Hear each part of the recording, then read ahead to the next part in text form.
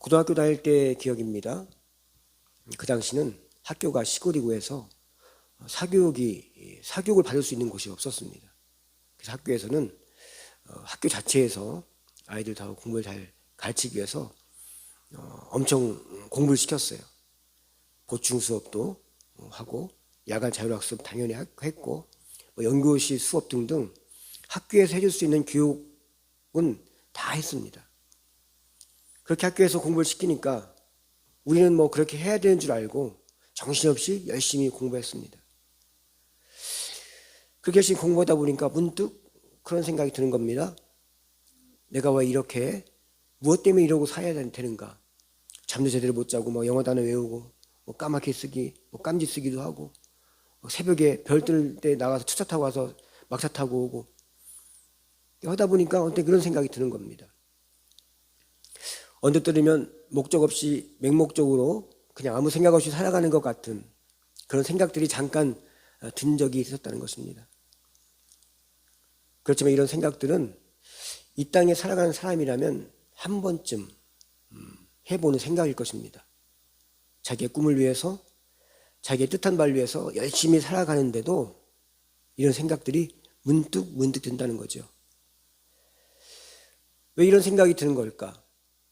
나는 분명 꿈이 있어서 그 꿈을 이루기 위해서 애를 쓰고 열심히 사는데도 내 마음 깊은 내 마음속에는 이런 소리들이 들려오는 건가?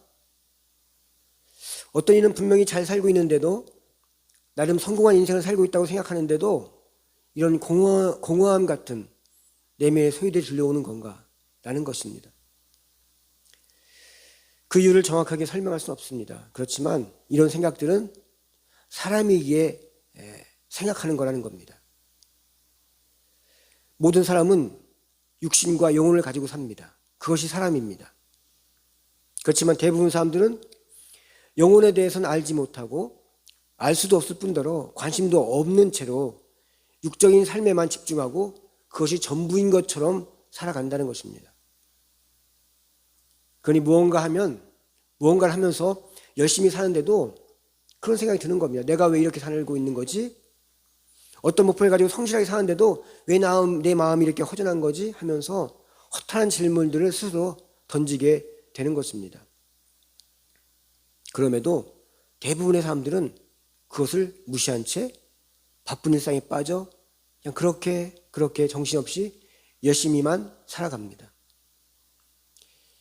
이런 내면의 소리를 귀 기울이고 그 소리에 외면하지 않는다면 그 소리가 자신의 영혼의 신음소리임을 깨닫게 된다는 거죠.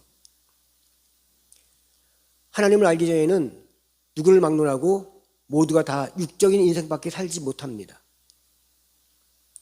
육적인 인생이란 떡으로만 사는 인생, 돈으로만 사는 인생, 그것을 전부로만 아는 인생입니다. 그렇지만 하나님을 믿고 진리를 접하게 되면 우리는 사람이란 육으로만 사는 인생이 아니다라는 것을 깨닫기 시작하게 됩니다. 그러면서 사람이 영적인 존재라는 것도 발견하게 됩니다. 이 영은 하나님의 말씀에 반응합니다. 우리가 왜 사는지, 우리가 죽으면 어디로 가는지, 어떻게 사는 것이 의미 있게 사는 것인지를 그 질문을 하는 것이 우리의 영입니다. 이 영은 육으로만 사는 것이 전부가 아니라는 것을 알게 하고 우리의 생명의 시작이 무엇이며 어떻게 살아야 하는지를 갈구하게 합니다. 신명기 8장 3절 말씀에 오늘 읽은 말씀 중에 3절에 그런 말씀이 나옵니다. 너를 낮추시며 너를 줄이게 하시며 또 너도 알지 못하며 내 조상도 알지 못하던 만나를 내게 먹이신 것은 사람이 떡으로만 사는 것이 아니요 여호와의 입에서 나오는 모든 말씀으로 사는 줄을 네가 알게 하려 하심이니라. 아멘. 이 말씀은 신약에도 나옵니다. 예수님이 40일 금식기도해서 주실 때 마귀가 와서 이 돌들을 떡덩이가 되게 하라고 예수님을 시험할 때 예수님이 이 신명기 말씀을 이용해서 말씀하십니다. 마태복음 4장 2절과 4절 말씀 보면 40일을 밤낮으로 금식하신 후에 주이신지라 시험하는 자가 있을게 나와 이르되 네가 만일 하나님의 아들이거든 명하여 이 돌들로 떡덩이가 되게 하라. 예수께 대답하여 이르시되 기록되었으되 사람이 떡으로만 살 것이 아니요 하나님의 입으로부터 나오는 모든 말씀으로 살 것이라 하였느니라 하시니. 이처럼 성경은 우리에게 분명하게 말해줍니다. 사람이 사는 이유나 조건이 떡에서 답을 찾을 수 없다고. 사람이 사람으로서 살아가려면 하나님의 입에서 나오는 모든 말씀으로 사는 것이라고 말합니다. 이 말씀이 구약에서는 하나님의 말씀이 기록된 문자적인 의미로 말하고 있지만 신약에서는 기록된 하나님의 말씀이 구체적으로 형상화되어집니다. 그것이 무엇이냐면 바로 예수 그리스도이십니다. 요한복음 1장 12절부터 14절 말씀 보면 이렇게 기록되어 있습니다. 영접하는 자 곧 그 이름을 믿는 자들에게는 하나님의 자녀가 되는 권세를 주셨으니 이는 혈통으로나 육정으로나 사람의 뜻으로 나지 아니하고 오직 하나님께로부터 난 자들이니라. 말씀이 육신이 되어 우리 가운데 거하심에 우리가 그의 영광을 보니 아버지 독생자 영광이요 은혜와 진리가 충만하더라. 말씀이 육신으로 오신 분이 바로 하나님의 모든 말씀이 실체 모습으로 나타나신 분이 예수 그리스도라는 것입니다.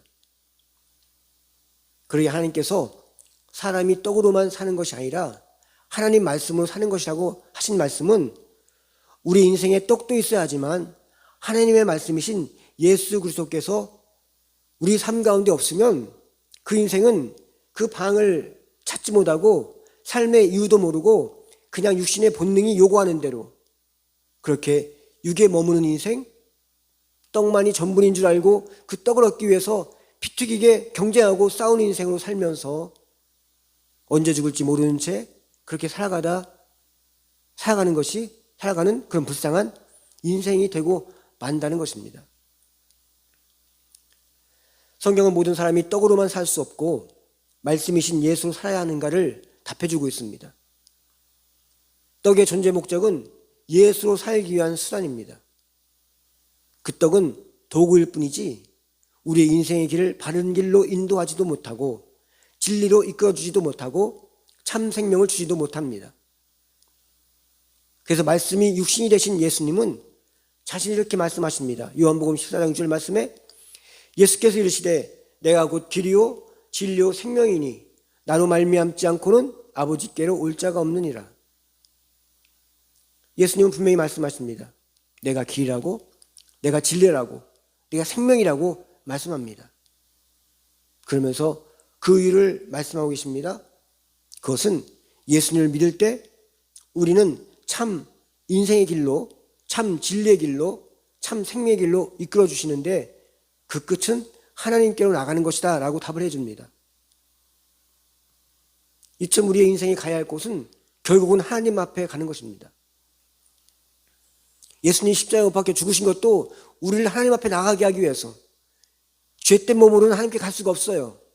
그런데 예수님의 십자가의 죽음을 통해서 우리 죄값을 예수님이 다 치러주심으로 우리가 하나님 앞에 나갈 수 있다는 것입니다. 이 땅에 사는 모든 인생은 어느 누구도 하나님 없이 잘 살 수 있는 인생이 없고 하나님 없이 복되게 살 수 있는 인생도 없습니다. 하나님을 모르면 그 무엇을 해도 그 결국은 육적인 인생만 살 수밖에 없는 것입니다. 육적인 삶의 중심은 떡입니다. 그러기에 그 떡을 많이 소유하는 자가 성공자요, 복받는 자로, 승리자로 잘못 알고 있는 것입니다. 그래서 그것을 더 많이 소유하고 얻기 위해서 사람은 자기중심적이 되어지고 이기적이 되어지고 욕심껏 그렇게 최선을 다하고 열심을 내는 것입니다. 그런데 안타깝게도 하나님 없는 부요는 하나님 있는 가난보다 못합니다. 하나님 없는 성공은 하나님 있는 실패보다 못한 것입니다. 또한 하나님 없는 축복은 하나님이 있는 재앙보다 못한 것입니다. 자신의 삶 속에 하나님이 없으면 아무리 잘 나가고 성공한 것 같고 많이 배우고 똑똑하고 부자가 되고 명성까지 얻는다 얻는 것 같아도 그 인생의 마지막 죽음의 결과는 100% 지옥불에 던져진 것밖에 없습니다.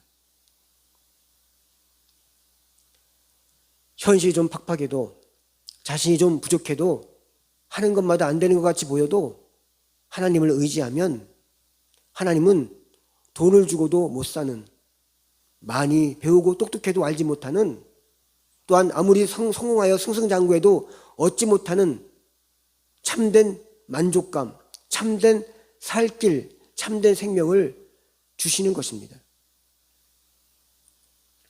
그럴 때 하나님으로부터 하늘의 놀라운 평안이 우리 마음에 임하는 것입니다. 세상에서 얻을 수 없는, 뭘 가져야만 얻을 수 있는 기쁨, 그러나 이 세상에 아무것도 없어도 하늘로부터 부어주시는 하늘의 기쁨, 은혜의 폭포수가 그 인생 가운데 부어지게 되고, 또 그렇게 되면 그 마음속에 생수의 강이 넘쳐나는 것입니다. 진정한 자유함, 진정한 평안함, 진정한 기쁨이 내 삶 속에 샘솟기 시작하는 것입니다. 이것이 하나님으로부터 오는 은혜고 복인 것입니다.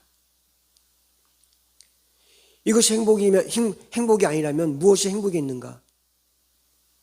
내 마음이 자유하고 평안하고 기쁜 것, 그것이 행복인 것입니다. 돈을 그렇게 열심히 버는 이유가 뭐 어디에 있습니까? 이런 복을 소유해 보겠다고 그렇게 열심히 사는 것입니다. 그렇지만 그 복은 떡으로부터 나오지 않습니다. 떡은 겉사람인 육적인 만족과 육적인 안정감을 줄지를 모르지만 우리의 속사람인 마음과 생각과 감정과 의지에 생명을 부어주지 못합니다. 다윗은 어렸을 때 블레셋과의 전쟁에서 어떻게 합니까? 골리앗을 무찌르고 이스라엘의 승리를 안겨다 줍니다. 사울 왕은 그 다윗을 보고 인정해 주시죠.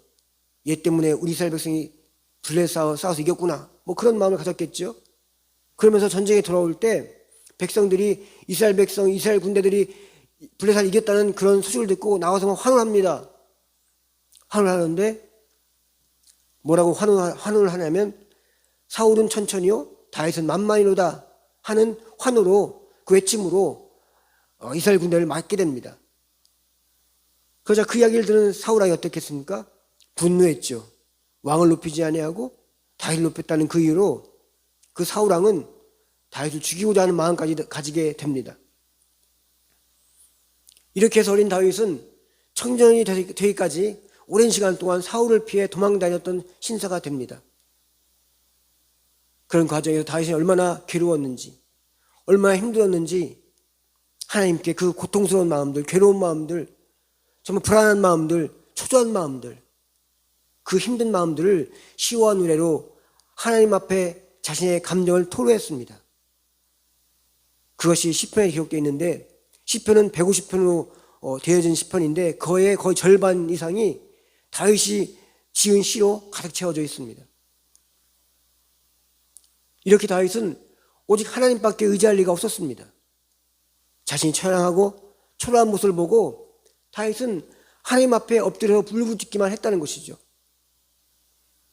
그렇게 고통스러운 시간을 지내면서 다윗은 스스로 자신의 삶을 비관해서 목숨을 끊으려 했거나 어딘가 숨어서 전전긍긍하면서 자신의 인생을 무의미하게 보내지만은 않았다는 것입니다. 다윗은 그러면 그럴수록 하나님 앞에 자신의 속을 다 털어놓고 울부짖으면서 하나님께 나아갈 때 하나님은 그에게 하늘의 위로로 그의 마음을 품어주셨습니다. 그 고통스러운 나날을 도리어 다윗은 하나님과 깊은 관계 속에 들어가는 그런 기회가 되었습니다.